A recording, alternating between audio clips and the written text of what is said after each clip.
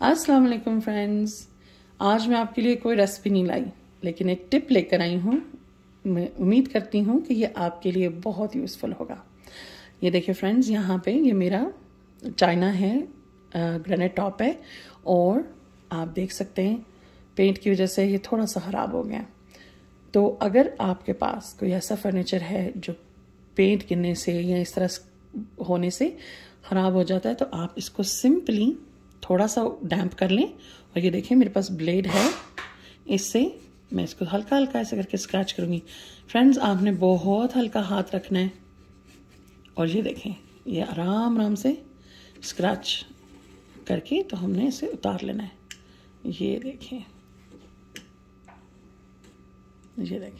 मैं इसको एक और दफ़ा डैम्प कर लूँगी क्योंकि वीडियो बनाने में वो सूख रहा है। तो ये देखें, साथ ही हम इसको, ये देख रहे हैं फ्रेंड्स, सारा उतर गया। मैं इसको अच्छे से सारा करती हूँ और वाइप ऑफ करती हूँ और आपको यही इसका एंड रिज़ल्ट दिखाती हूँ इंशाल्लाह।